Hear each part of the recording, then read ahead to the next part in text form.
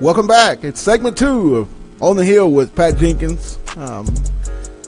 Brought to you by Lindsay and Associates with locations in Fayetteville, locations also too in Rogers. This segment is also brought to you by Locomotion, located in Fayetteville just below the Northwest Arkansas Mall. And if you don't get a chance to catch us here on our live stream of On the Hill with Pat Jenkins each and every day from 1 to 2, be sure and go to iHeartRadio as we podcast our top segment of each day in its entirety on iHeartRadio.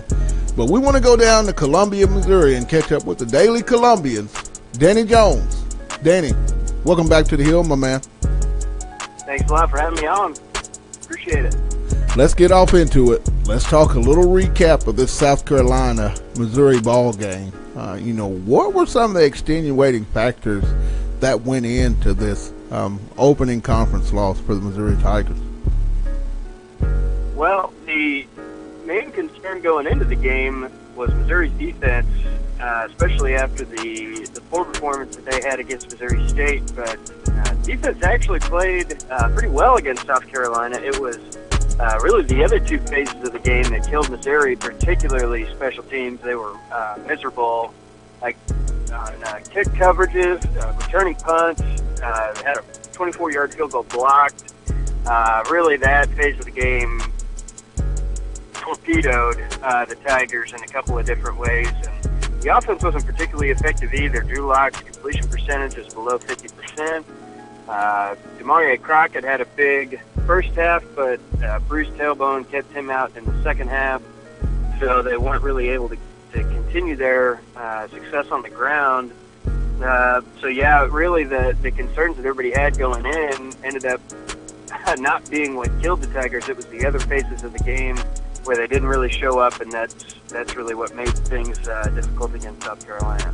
Danny, was it real perplexing to see the offense, who some seem to think throughout the SEC it could be one of the more potent offenses in the conference, not be so successful, with Drew Lock and that Vaughn, those great receivers you have, you guys have down in Columbia. Was that something that, to the media's eye, was real surprising?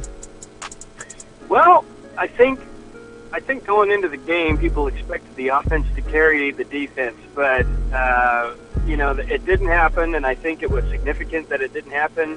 And it was a little bit of a surprise, but this is kind of what happened last year when the Missouri Tigers were playing other teams in the SEC. They could, rack up these yards and points against their non-conference opponents, particularly their weak non-conference opponents in the FCS, but really struggled to do it against quality opposition. I mean, you could go back and look at some of the games that they played last year against LSU and Florida, and the offense just was inept. You really couldn't get anything going, and so it was surprising in a way, and it was also familiar in a way, kind of distressingly familiar, I think, that the offense struggled in a similar manner that it did last year against conference opponents. Now, Danny, we talked last week about, the defense taking a lot of bad publicity, and you made a note on the show last week that it was Coach Odom really calling the defensive plays. On Sunday, Coach Odom made a big decision in, relieving of linebackers coach Deion Cross of his duties. What went into that, and where do Coach Odom and that defense go from here at that position? Is there going to be an intern, a graduate assistant, maybe step into that linebacker coaching position, or has Coach Odom said, either way, which way he's going to go with that? Well, yeah, that's been the news of the day. And the guy who got fired, Demarie Cross, he was actually he was listed as the defensive coordinator. And even though he wasn't calling the plays, so a large portion of his responsibilities were coaching the linebackers, but he was also the guy that was helping, really in charge of creating the defensive game plan. And there was a lot of other things he was doing for the defense besides calling the plays, kind of behind the scenes over the course of the week.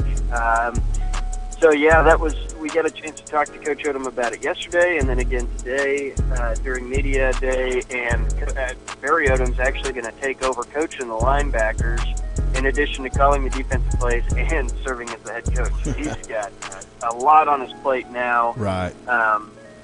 the rest of that defensive coaching staff is really going to have to step in and assist with the game planning, leading meetings, things of that nature, stuff that they probably didn't have to do before. And then, as far as other people associated with the program, like you said, you have grad assistants and analysts and all that, they'll have more responsibilities too. So I don't anticipate them bringing anybody on this season. That certainly, the impression that we got yesterday and today, talking with Coach Odom, I don't think that's in his plans at all. I think he's prepared to go through the rest of the season with the staff that he's got. I would anticipate that they'd probably make a move after the season because I don't know if Barry Odom can have all those responsibilities going into next year. It seems to be setting himself up to fail if he's doing all those things throughout the offseason into next year. And I think one other thing that I'll be interested to note is with the special teams being as poor as they were last week, and really since Barry Odom took over, if maybe they don't make a move in that direction, they don't have a guy on the staff whose job it is to coordinate special teams, they might have to go that direction next year if, the special teams continues to be a problem for this team, and it has been since Barry Odom took over. Right. Talking with Danny Jones of the Daily Columbian. He covers Missouri football and gives us all Mizzou update on both football and basketball landscape. Now, I want to get into, you guys have a game coming up this Saturday as you host Purdue Boilermakers, Danny. My question to you is, when you have such a letdown in your home opener in the SEC, you lose a coach with so much going on this week that the players are having to deal with. How does Coach Odom get the team up, and what are some of the things that he's concerned about going into this game versus Purdue in Como? Well, we talked last week about how important that game was against South Carolina, and for Mizzou getting bowl eligible, maybe showing some improvement in the conference. Obviously, that didn't happen. I think it kind of lowered the expectations, it lowered the ceiling for this team throughout the year. Seeing that performance, and I mean, I wouldn't say that Missouri looked overmatched, but there was not a lot of fight in the second half against a team, obviously a talented South Carolina team, but I don't think South Carolina is, an upper echelon SEC team. So this is a game I think that Missouri has to have to salvage the season. Really, if they're serious about getting to a bowl game, this is one that they absolutely have to have. And Purdue, not a pushover by any means. In fact, really, in the offseason, I saw this as a game that Missouri definitely should win. They've impressed in their first two games. I think it's a lot closer matchup now than I expected it would be when I was looking at the schedule at the start of the season. So it's not going to be an easy matchup for Missouri, but if they, I think you can really stop expecting a bowl game if Missouri loses this week. So it's important in that regard, and that's what you have playing. If you're a player, if you're on the team, that's what you're playing for. It's really your hopes for making a bowl game at the end of the year. Some of the things that, some of the things that Barry's concerned about, Purdue's offense has been pretty solid in their first two games of the year. They gave Louisville a scare in week one, and then beat Ohio pretty bad in week two, which is a pretty decent MAC team. So you wonder how Missouri's defense is going to match up. If they play like they did in week two against South Carolina, I think they'll give themselves a chance. If they play like they did in week one against Missouri State, then there'll be no chance. Well, hey, as always, Danny, we look forward to talking to you next week, and we'll recap how you guys did versus Purdue, and then we're going to look ahead, as I believe you guys are hosting another SEC conference foe in the Auburn Tigers. But as always, thanks for the update, and thanks for taking time out on the hill, D. Thank you very much. Appreciate it. All right.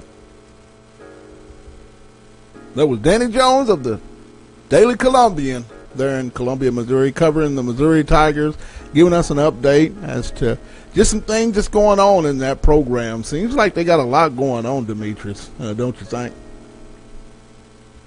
Definitely a lot going on. Seems to be a thing throughout the whole SEC. Coaches on the hot seat, players, I believe, not playing up to their potential. And when you lose games in the fashion that a Missouri or You know, you go back to UCLA, A&M, you go here in Fayetteville, TCU, Arkansas. A lot of uproar with these schools' fan bases, and rightfully so. But we're going to take a quick break. Next up, we've got Courtney Asher-Smith of Rebel Walk. He's up next. It's On the Hill with Pat Jenkins. Back in a moment.